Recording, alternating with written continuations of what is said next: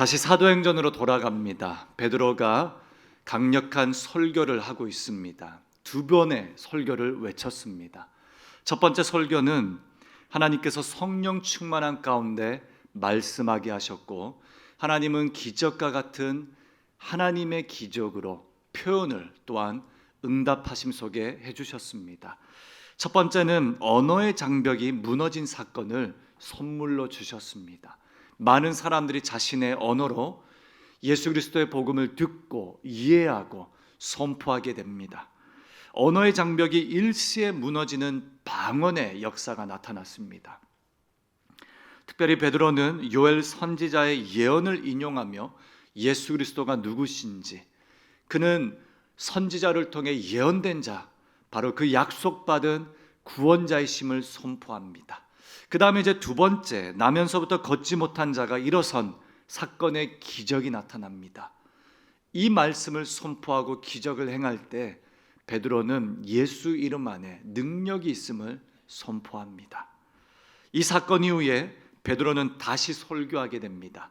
그 설교의 내용이 오늘 본문의 이야기입니다. 두 번째 설교의 핵심은 단 한 가지입니다. 회개입니다. 베드로는 군중을 향해 이렇게 외칩니다. 너희들이 예수 그리스도를 죽였다. 너희들이 예수 그리스도를 죽였지만 13절, 14절, 16절까지 보시면 너희가 죽였던 그 예수 그리스도는 너희로 말미암아 죽고, 살인자는 살려놓고, 마땅히 거룩하고 의로운 자는 너희들이 죽였다. 그러나 하나님이 다시 살리시고, 하나님이 우리를 그 일의 증인이 되게 하시고 내가 이 자리에 서 있다. 이런 말씀의 선포로 담대하게 설교를 하고 있습니다. 이 죄인된 사람들, 예수님을 죽인 사람들의 이 뿌리 깊은 근원은 악의도 있었지만 무지라고 오늘 베드로가 표현합니다. 그들이 예수님을 죽인 이유는 다른 이유가 아니라 무지함 때문이다 선포하고 있습니다. 그리스도를 십자가에 못 박은 자들의 무지는 어떤 이야기, 어떤 내용입니까?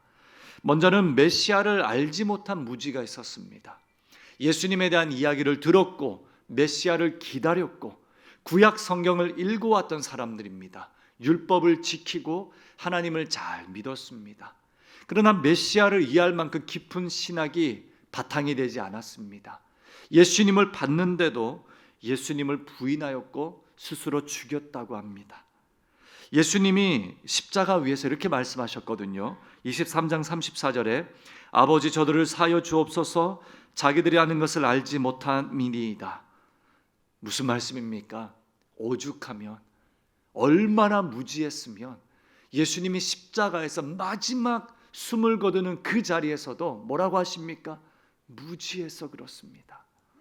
사랑하는 성도님, 우리는 신앙생활하는 가운데 무지함이 많습니다. 다 아는 것처럼 생각하고 다 배운 것처럼 여기고, 이 세상은 내가 살만한 정도로 충분한 연륜과 경험이 있다라고 하지만 무지해서 그렇습니다. 두 번째 무지는 하나님 나라에 대한 오해, 이것이 무지였습니다. 하나님의 나라는 우리의 나라, 우리가 생각했던 것 이상입니다. 이스라엘이라는 아주 작은 나라 그 이상입니다. 그러나 이 사람들은 하나님의 구원을 정치적 해방으로 여겼잖아요.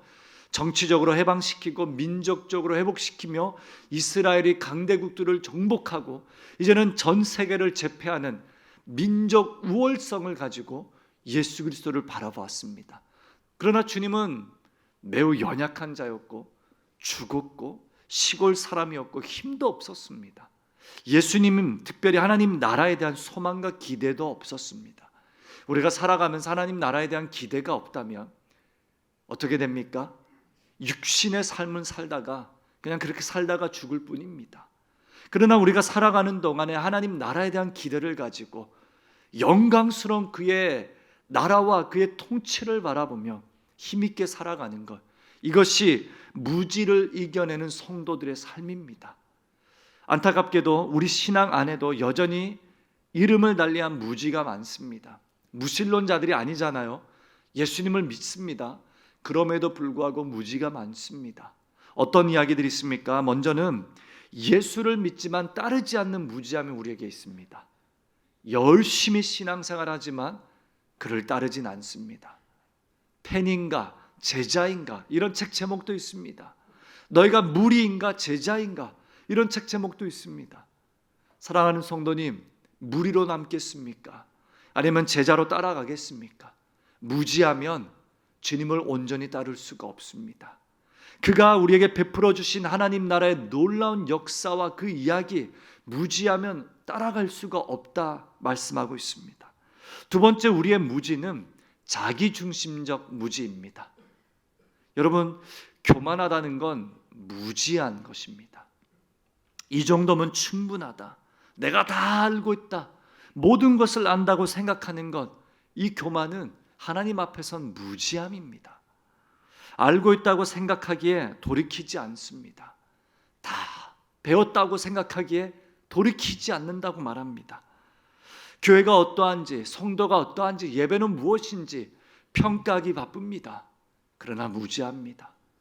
완전한 복음의 이야기는 알지 못한다라는 사실. 마지막 무지는 복음을 소비하는 자들의 무지입니다. 예배를 소비하는 겁니다. 내가 원하는 예배, 나의 취향, 내가 원하는 느낌, 감각, 나의 어떤 생존 방식을 위한, 말씀으로 위로를 받기 위한 예배를 소비하고 말씀을 소비하고 성경 구절을 소비합니다. 요즘 AI 시대에 성도들이 많습니다. 오늘 내가 위로가 필요해, 말씀 좀 말해줘. 이거는 점을 치는 것과 동일한 내용입니다. 그냥 하루하루 소비를 하는 겁니다. 신앙생활을 소비하고 성경책 66권을 소비하는 겁니다. 나를 위해서, 나의 생활을 위해서. 최근에 서울의 한 대형 쇼핑몰에 불교 관련된 굿즈를 판매하는 팝업 현장이 있었습니다. 이 현장을 뉴스 영상으로 담아낸 뉴스를 최근에 보게 되었습니다. 뉴스 기사 제목이 이렇습니다. MG 신종 덕질. 우리 부모님들은 이 덕질이라는 단어 아십니까? 이 취미생활을 요즘 청년들은 덕질이라고 합니다. 빠진다는 거죠. 종교생활 덕질이라고 합니다. 종교생활에 이 10대부터 30대까지는 젊은 세대들이 이른바 라이트 신앙을 추구한다. 가벼운 신앙, 다이어트된 신앙을 추구한다는 겁니다. 여러분, 기사를 보니까 B급 감성, 이런 단어 요즘 아이들 많이 쓰거든요. B급 감성. 그리고 체험형 콘텐츠로 재구성합니다. 이제는 실은 체험하는 콘텐츠가 매우 중요하잖아요. 매장에서 이런 내용물이 있었습니다. 불교와 관련된 굿즈입니다. 극락도 락이다, 풋조 핸섭, 뭐 이런 거 아십니까? 이해를 하시네요. 네, B급 감성의 문구가 적힌 상품이 진열되어 있었습니다. 컵에 스님 사진 있고 무엇이든 물어보살, 내가 다 대답하겠음, 뭐 이런 것도 있었습니다. 후회하는 일을 적어 파쇄하는 업보 청산 체험 부스도 눈길을 끌었습니다. 다 적으라는 겁니다. 그냥 갖다 바치면 다 용서해 주겠다. 누워있는 석가모니상이 있었습니다. 왔니? 나에게 말해, 내가 너에게 자유를 주겠다. 말을 하라는 겁니다. BR, 이 비디오 모형으로 AI지요. 뭐 어떤 말든 다 하면 내가 너를 자유하게 해주겠다. 이거 우리 복음서에 있는 내용인데 말이죠. 또 스님 식단으로 다이어트하면 극락 간다. 내 인생의 이 뭐라 그러죠? 이 키로수는 극락이다. 그러면서 이제 스님 식사 체험단, 뭐 이런 여러 가지 이야기들이 뉴스를 보며 재미있다. 야, 불교 신자들로 참 애쓴다. 이런 생각을 했습니다. 근데 실은 개신교는 오래전부터 문화의 밤 뭐 이런 거 많지 않았습니까? 문화와 신앙과 예배를 접목시키는 영역들이 우리에게 참 많이 일찌감치 들어와 있습니다. 이 단계를 넘어서서 크리스찬들의 크리스마스 파티에 대한 이야기도 뉴스에 있었습니다. 크리스마스에 예수님 생축 파티, 그러면서 가수 아이돌 생일을 기념하듯 예수님 탄생을 축하합니다. 곳곳에서 파티하는 장면들을 뉴스에 담아냈습니다. 즐겁고 재밌습니다. 그러나 이 전문가들이 이렇게 평가합니다. 청년들이 종교를 신앙이 아닌, 보십시오, 신앙이 아닌 하나의 문화 콘텐츠로 즐기며 딱딱한 교리보다는 각자 편한 방식으로 힐링과 마음의 안정을 찾고 있다고 분석했습니다. 그래서 실은 통계상 종교로 돌아오는 청년들의 숫자가 점점 증가하고 있습니다. 그러나 교회로 돌아오진 않습니다. 문화와 콘텐츠와 이들만의 체험 현장, 예배인지 체험인지 감성을 위한 건지 아닌지, 힐링인지 예배를 소비하는 건지 모르는 현장 가운데 살아가는 다음 세대들, 그러나 다음 세대들 뿐만이 아니라 우리의 신앙도 마찬가지입니다. 사랑하는 성도님, 우리도 모르게 복음을 소비하고 있는지 돌아보셔야 합니다. 오늘 나의 누림, 오늘 나의 느낌, 오늘 나의 감정, 이것이 참 중요하기 때문에 복음조차도 하나님이 주시는 메시지, 하나님 나라의 이야기, 하나님의 통치의 이야기가 아니라 나의 이야기로 재해석된 복음의 이야기가 너무나도 많습니다. 이 시대의 문제는 사람들이 종교를 몰라서가 아니라 복음을 너무 가볍게 여기고 다 알고 있다고 착각하는 무지 때문에 그렇습니다. 그러나 베드로가 여기에서 멈추지 않습니다. 너희 무지해서 그렇다. 정죄하지 않고 무지하다라고만 말합니다. 그 다음에 어떻게 말하지요? 3장 18절에 하나님이 모든 선지자의 입을 통하여 자기의 그리스도께서 고난받으실 일을 미리 알게 하신 것을 이와 같이 이루셨느니라. 아멘. 사람들의 무지한 선택조차도 하나님은 오래전부터 선지자를 통해 예언하셔서 구원을 이루기 위한 도구로 사용하신 거예요. 이것이 복음입니다. 우리의 무지, 우리의 연약함, 우리가 이전에 주님을 완전히 따르지 못한 이 모든 과거들도 주님이 다 사용하셔서 우리를 구원하기 위해 주님의 도구로 세우신다라고 말씀합니다. 더 나아가 베드로는 19절에 이렇게 말합니다. 그러므로 라고 하면서 너희가 회개하고 돌이켜 너희 죄 없이 함을 받으라. 이같이 하면 새롭게 되는 날이 주 앞으로부터 이를 것이요. 아멘. 그러므로 너희 무지하였고 그러나 하나님이 무지함도 사용하셨기에 그러므로 이제는 회개하라. 그리고 돌이키라라고 명령하고 있습니다. 회개하고 돌이키라. 그러하면 주님이 새롭게 되는 날을 선물로 주시겠다 약속하십니다. 사랑하는 성도님, 새롭게 되는 날은 오늘 본문에 보면 주님 앞으로부터 이를 것이요 그리고 예수님을 너희에게 보내겠다라고 하셨습니다. 사랑하는 성도님, 우리의 무지함에서 깨어 일어나 진심으로 회개하면 예수님을 우리에게 보내주십니다. 이게 뭡니까? 복음이요 성령 충만입니다. 베드로는 회개의 방법 또한 우리에게 가르쳐 줍니다. 22절 23절 우리가 읽진 않았지만 모세가 예언한 그가 바로 예수 그리스도다. 그러므로 예수 그리스도 선지자 하나를 일으키시사 너희는 그의 말을 들으라 라고 말합니다. 회개는 첫 번째 그의 말을 듣는 것입니다. 사랑하는 성도님, 회개는 예수님의 말을 듣는 것입니다. 예수님의 말을 듣는다는 건 돌이키는 것을 말하고 우리의 삶의 방향을 주님께로 고정시키는 겁니다. 두 번째 회개의 방식은 24절에 예수님은 사무엘부터 선지자들이 예언한 자라. 그러므로 예수는 성경 전체의 중심이 되신다는 사실을 베드로가 가르쳐 줍니다. 두 번째 회개의 방식은 이겁니다. 성경 전체와 삶의 중심은 예수 그리스도이십니다. 고백하는 겁니다. 두 가지 말씀드렸습니다. 회개는 그리스도의 말씀을 듣는 것이고 그리스도께서 인생의 중심이 되는 겁니다. 이렇게 회개하면 주님은 새 날을 주시는데 여기에서 새 날은 원어적으로 유쾌한 날을 말합니다. 행복을 말하는 겁니다. 그래서 가스펠은 복음은 에반겔리온은 기쁜 날을 말합니다. 사랑하는 성도님, 우리가 회개하면 주님은 새 날을 선물로 주시는데 유쾌한 날을 선물로 주십니다. 희락이죠. 기쁨입니다. 어떤 소망과 어떤 유쾌한 날, 어떤 회복의 날을 우리에게 주시는지 두 가지만 살펴보겠습니다. 오늘 베드로는 첫 번째로 하나님의 큰 역사에 참여하는 길을 열어준다라고 말합니다. 우리가 회개할 때 하나님은 큰 역사로 우리를 인도해 주십니다. 회개는 개인의 문제가 아닙니다. 우리가 회개하면 하나님의 나라 회복 역사에 함께 동참하게 됩니다. 이것이 복음의 이야기입니다. 복음은 우리 개인의 구원으로 끝나지 않습니다. 하나님 나라 자녀가 됩니다.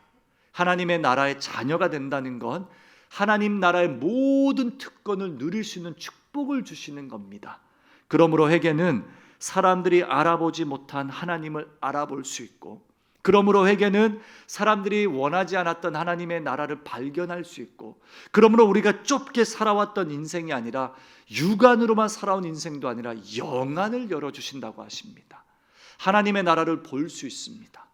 우리가 일평생 살면서 육안의 눈으로, 육신의 눈으로만 살아가면 우린 이거밖에 못 봅니다. 아주 작게 살아갑니다. 그러나 우리의 영안을 열어 하나님의 나라의 관점으로 이 세상과 우리의 인생을 바라보면, 사랑하는 성도님, 많은 것들이 변합니다.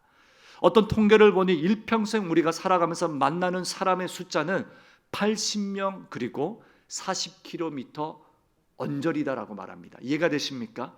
일평생 만나는 사람들의 숫자 평균은 80명에 바운더리가 40km입니다. 저는 이미 남미에서 살다 왔기에 바운더리가 훨씬 넓습니다. 좋아합니다. 훨씬 우리가 더 넓어질 수 있는 길은 하나님의 나라의 관점으로 살아가는 겁니다. 온 우주가 나의 교구다. 누군가 그렇게 말씀하셨죠. 온 열방이 우리의 나라며 하나님의 나라이며 우리의 통치, 하나님의 통치가 임하는 곳입니다. 온 우주, 온 지구의 사람들은 우리의 동력자들이며 우리의 이웃들이다. 주님이 우리에게 이런 관점과 이런 시선을 바라보도록 도와주십니다. 또한 두 번째 회개는 우리의 정체성을 회복시킵니다. 베드로가 이스라엘 백성들, 예수님을 죽인 그 사람들의 정체성을 깨우는 작업을 하고 있는 겁니다. 너희 율법주의자들, 너희 신앙생활을 아주 좁게 한 사람들, 나밖에 몰라서 무지해서 주님을 죽인 사람들이요, 이제는 달리 살아가자. 어떻게 말씀합니까? 25절 26절에 제가 읽어드리겠습니다. 너희는 선지자들의 자손이다. 하나님의 너희 조상과 더불어 세우신 언약의 자손이다. 정체성을 깨워주는 거예요. 아브라함에게 이르시기를 땅 위의 모든 족속이 너희 씨로 말미암아 복을 받으리라 하셨으니, 너의 정체성 기억하니 복을 받으리라 라는 이 복이 되라는 약속의 자녀들이다. 그 다음에 26절에 하나님이 그 종을 세워 복 주시려고 예수님을 세워 복을 주시겠다 하셨습니다. 너에게 먼저 보내사 너희로 하여금 돌이켜 각각 그 악함을 버리게 하셨느니라. 아멘. 여러분, 복음을 이렇게도 잘 담아낸 사람이 베드로입니다. 여러분, 사도행전 2장 3장에 보면요, 예수 그리스도의 복음이 놀랍게 압축되어 있습니다. 베드로가 이렇게 말합니다. 너희가 선지자들의 자녀들이고 약속받은 하나님의 자녀들이고 그 씨앗이다.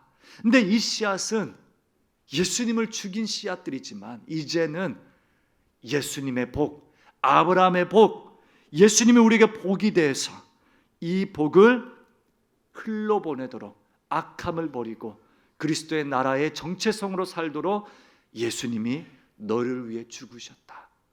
나는 이 일의 증인이다. 이 말씀을 하고 있습니다. 우리는 실패나 조건, 우리의 무지로 주님이 구원하시지 않으셨습니다. 주님은 하나님의 약속으로 정의된 사람을 부르셨습니다. 우리는 약속을 가진 사람이고 복을 누리는 사람들입니다. 그리고 이 복을 누림으로 복을 이어 복을 흘러보내도록 아브라함의 약속을 우리에게 주셨다 말씀합니다. 회개하고 돌아오면 이 언약이, 이 약속이, 이 모든 하나님 나라의 복이 우리의 것이 됩니다.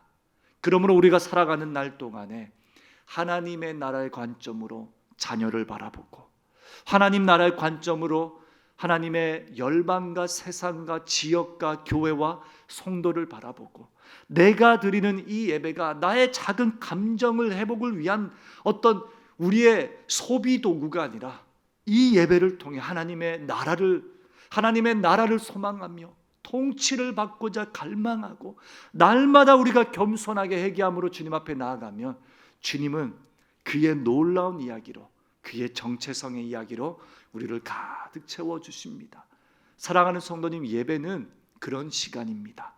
주님 앞에 우리가 첫 번째 드리는 기도가 회개 기도입니다. 왜 그렇습니까? 여러분, 우리가 회심은 일의 성입니다. 주님의 자녀가 되는 중생의 신분이죠. 우리가 회심함으로 그리스도의 자녀가 됩니다. 그리고 회개가 동반이 됩니다. 회개함으로 우리는 죄로부터 하나님께로 삶의 시선을 돌이키는 겁니다. 회개는 날마다 반복되어야 합니다. 늘 우리의 연약함을 주님 앞에 고백함으로 주님이 새롭게 하시는 유쾌한 날들로 가득 채워야 합니다. 하나님은요, 우리에게 유쾌한 일들을 함께 만들길 원하십니다. 하나님은 우리 인생의 저자이십니다. 우리는 그의 도구일 뿐입니다. 하나님이 마음껏 빚어가시면 좋겠습니다. 그러기 위해서 우리는 하나님의 나라의 관점으로 살아가야 합니다. 회개만이 답이라고 말합니다. 이전 교회에서 제가 천안교도소와 여주교도소 섬김을 한 적이 있습니다. 우리 교도소에는 사회복귀, 교화 작업이 있습니다. 사회에 복귀하기 위해서 종교단체 위탁을 합니다. 개신교, 천주교, 원불교, 불교 이런 단체들이 와서 예배를 드리거나 모임을 합니다. 그러면 누가 간식을 제일 맛있는 거 들고 가니 막 경쟁을 하기도 합니다. 같이 섬겼던 우리 집사님들, 장로님들이, 권사님들이 엄청난 음식을 준비합니다. 근데요, 발효 음식은 안 됩니다. 실은 그 조그만 공간에서 온갖 일이 다 일어납니다. 뾰족한 물건도 안 됩니다. 볼펜도 안 되고 연필도 안 됩니다. 사고가 일어날 수도 있으니까. 빵도 안 되고 떡도 안 됩니다. 근데 이 사람들이 제일 먹고 싶은 게 떡이거든요. 근데 떡은 발효시켜서 술이 될 수 있습니다. 사고가 납니다. 어떻든 그 중에 반장이 있고 반장이 모범 제소자를 선택합니다. 스스로 개신교다고 하는 사람들을 선택해서 7명에서 8명 예배를 드립니다. 거의 일주일에 3번 정도 모임이 있고 저는 이제 그 교회와 함께 월요일 예배 담당이었습니다. 그러면 7명 정도가 모이면 많은 사람들, 다양한 사람들이 있습니다. 그 중에 겁을 주듯 말하는 사람이 있어요. 내가 왕년에 누구 죽였어. 하나도 무섭지 않습니다. 그냥 그렇구나. 근데 어떤 사람들은 자신의 잘못을 너무 쉽게 입에 올리는 사람이 있습니다. 그러면 막 분노가 일어납니다. 저 사람이 혹시 나의 가족에게 실수했다면 난 용서 못할 거야. 이런 이중적인 마음으로 설교를 합니다. 얼마나 괴로운지 모르겠습니다. 저는 실은 용서할 수 없는 인간, 그런 사람들의 모습을 보거든요. 어떤 사람은 영치금 늘려달라면 막 떼를 씁니다. 맨날 편지를 보내거든요.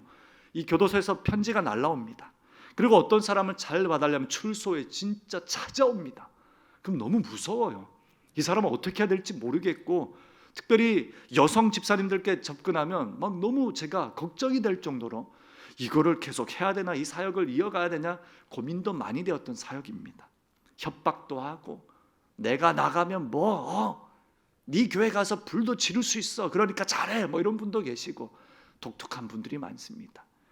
반성도 없고 회개도 없고, 교화 작업이 가능할까? 이런 인간적인 마음으로 저들을 바라봅니다. 이중적인 마음입니다. 그러면 또 예배드리고 나오면 내가 목사인가 아닌가 그런 고민도 듭니다. 근데 그 중에 일하는 공장에서 분노를 이기지 못하고 실수로 그 공장 주인에게 실수한, 아주 끔찍한 실수를 저지른 사람이 있었습니다. 17년 형을 받았습니다. 근데 이번에 한 5년 정도 교도소 생활을 하고 5년 만에 성경책을 읽다가 예배드리고 싶다 해서 나오신 분이었습니다. 아무 말하지 않습니다. 예배만 드리고 식사만 하고 조용히 사라집니다.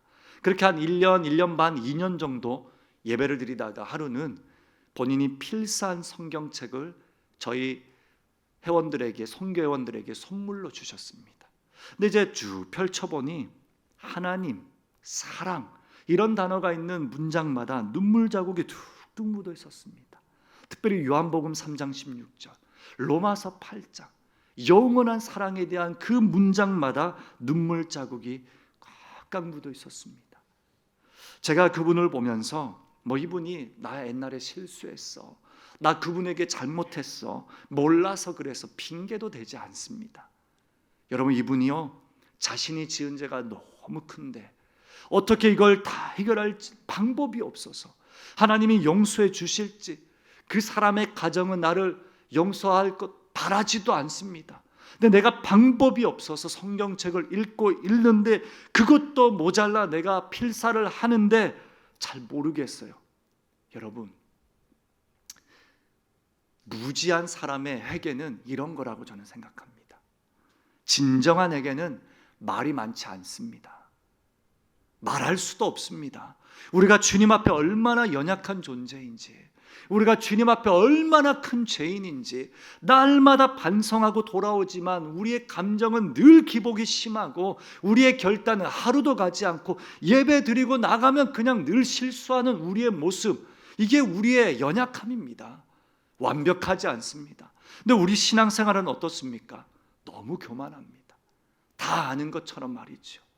우리가 살아가는 동안에 너무 많이 안다고 착각하며 살아가는 것 같습니다. 특별히 이런 리더십의 자리에서 더더욱 우리는 착각할 수 있습니다. 너무 교만, 너무 자만하지 않도록 바울에게는 가시도 주셨다라고 합니다. 저는 그 사람의 눈물 자국을 보며 쉽게 말하지 않아서 하나님이 다 용서할 거야, 괜찮아, 이렇게 저도 말을 못하겠더라고요. 그건 저의 영역이 아닙니다. 다만 말씀을 선포했고 하나님이 용서해 주시리라 믿음으로 고백하고 나왔습니다. 여전히 제 마음엔 근데 저 사람 죽이지 않았나, 이 마음이 가시지 않는 겁니다. 여러분, 우리는 누군가를 용서할 수 있는 깜냥도 없습니다. 자격도 없고 아무것도 가진 것 없습니다.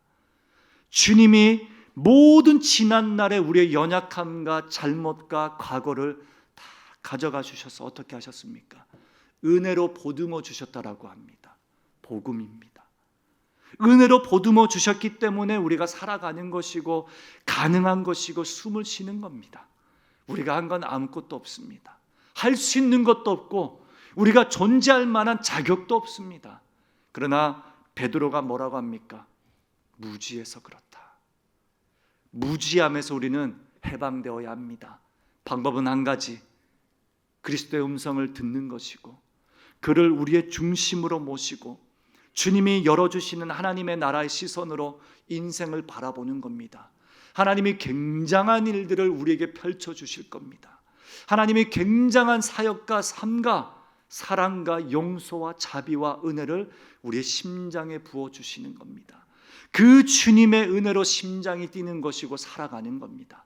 내가 뛰게 하는 것도 아니고 내가 살아갈 용기를 가지고 살아가는 것도 아니고 주님이 하십니다. 마무리하겠습니다. 오늘 이 자리에 서기까지 우리의 모든 과거, 우리의 모든 생각은 다 연약한 무지입니다. 혹은 죄일 수도 있습니다. 그러나 하나님의 약속으로 이 자리에 우리가 서 있습니다. 각 사람을 악한 길에서 돌이키시고자 예수님을 보내셨는데 선지자들이 예언한 그대로 우리에게 오시고자 사람들의 배신과 배반, 사람들의 조롱과 핍박을 당하시고 사람들에게 채찍을 맞으시면서조차 예수님의 모든 자존감을, 자신감을 다 주님 앞에 내려놓고 하나님의 나라의 관점으로 인생을 살아가셨습니다. 하나님이 원하시는 인생만을 쫓아가시기에 주님은 십자가를 지셨습니다. 그리고 그 십자가를 우리에게 선물로 건네주십니다. 회개로 주님의 도우심을 구할 때 주님은 응답하셔서 유쾌한 날들을 회복해 주십니다. 사랑하는 성도님, 구원은, 복음은 희락입니다. 우리 그리스도인들은 기쁨으로 살아갈 자격이 있는 사람들입니다.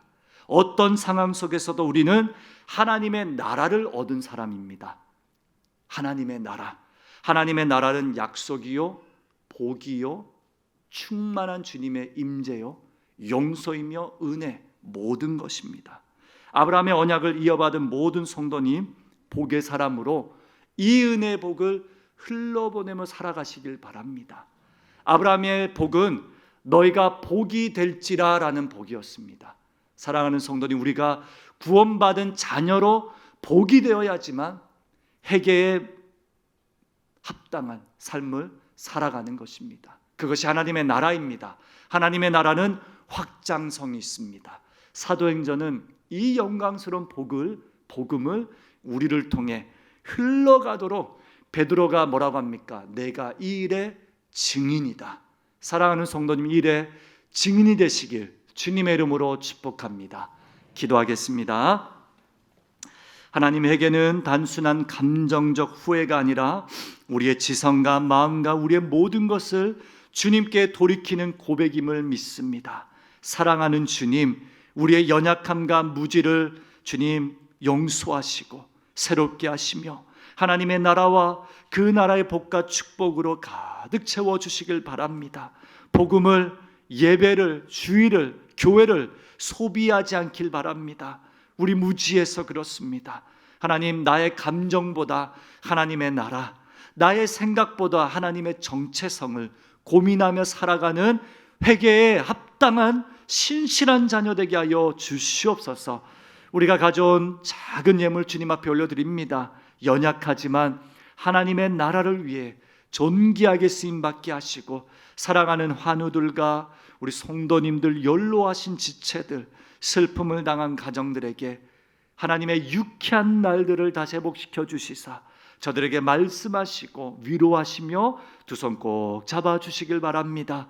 특별히 우리 다음 세대 태권도 선교팀 오늘 귀국합니다. 안전하게 귀국하도록 인도하시고 선교적 열매 하나님의 나라로 가득 채워주시길 바랍니다.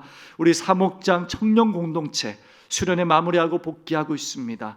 은혜의 여정을 허락해 주셨기에 감사합니다. 저들의 삶을 통해 영광 받으실 것을 믿습니다. 하나님, 우리의 예배가 하나님의 나라와 회개와 참된 참회와 고백과 영광 속에 나아가는 예배되게 하여 주옵소서. 우리 한 주일 살아가는 동안에 주님 안에 하나님의 정체성과 나라와 하나님 무지를 버리고 주와 함께 걸어가게 하여 주옵소서. 예수님의 이름으로 기도합니다. 아멘. 오늘